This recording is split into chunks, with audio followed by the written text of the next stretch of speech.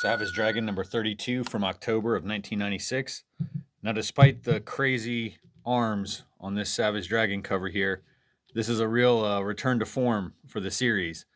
So we're back in Chicago after an extended visit to Hell in the last issue, and this splash page is kind of a callback to issue 1, where Dragon was found in a burning field. But before we move on, got to note Josh Eckhorn, who could grate cheese on his cellulite. This disgusting visual. Speaking of a disgusting visual, what the hell is going on with Dragon's arms here? You may recall that in issue 29, the Fiend blew off both his arms, so they haven't quite grown back fully yet. Anyway, Frank Darling conveniently pulls up and helps the Dragon out of the fire here. And back at the police station, Chris Robinson has pissed off some of his coworkers by testifying against Howard Niceman for excessive force. But Alex defends him, and they kind of spark a relationship there. So also part of this issue is Peter Clapton kind of explaining his full history as the superhero star. And most of the time, he wasn't even in the costume. So I'm not going to describe all that stuff because we've covered it, and it'd be kind of confusing and boring. So anyway, let's see. Dragon is back at his apartment here. I think this is just to kind of show off his crazy noodle arms. Very upsetting. And we got some more Star stuff here. And then Dart and Justice have wrapped up a date. And it seems like it went pretty well. But after Dart leaves, then Killcat jumps out, and he's jealous and obsessed with Dart. He gets the drop on this guy and kicks his ass, tells him to stay away from his girl. Then he dumps him through a hospital window. So that's not great. This issue has like so many characters that are involved. It's just so many plot lines. It's not like overwhelming, but it makes for a fun and fast reading.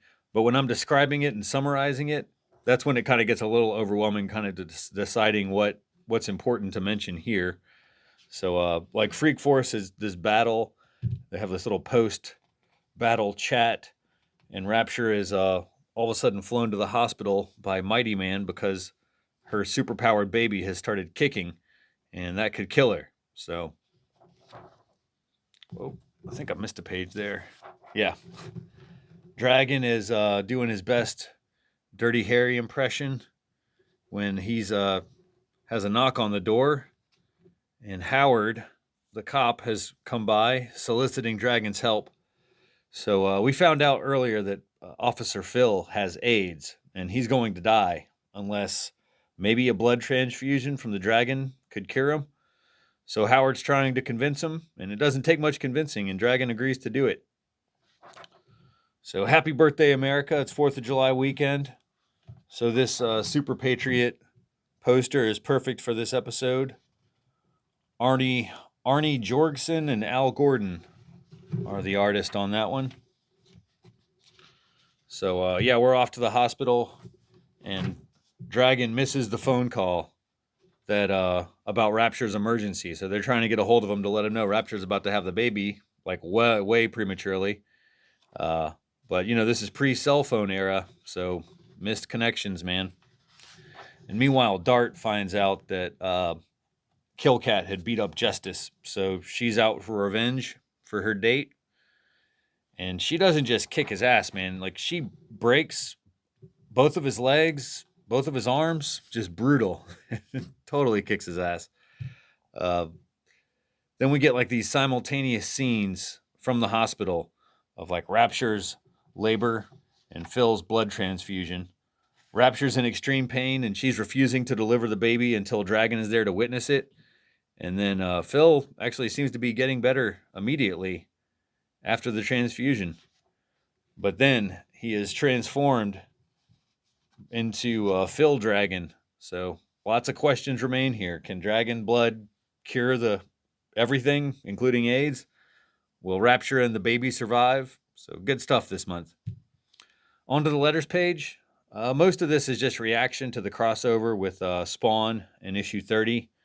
And there's a good reply here where Larson kind of describes how the project came together and the expectations that he and McFarlane had kind of set for each other, and they were both happy with the results. So there's also some fan art here.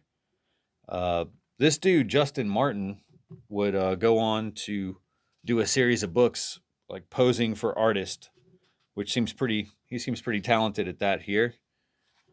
And then finally, what else we got? Yeah, Larson mentions that there will be a Destroyer Duck Savage Dragon crossover, and I've got that, so we'll probably look at that at some point here later. Then there are 2 bio pages at the end here, one for Ricochet and then another one for Barbaric. And so these are kind of interesting because, their origin stories are listed here, and I haven't seen those explained in the book till now, so that's kind of useful information. And then, there's that Destroyer Duck special, that badass Super Patriot action figure. Happy 4th of July.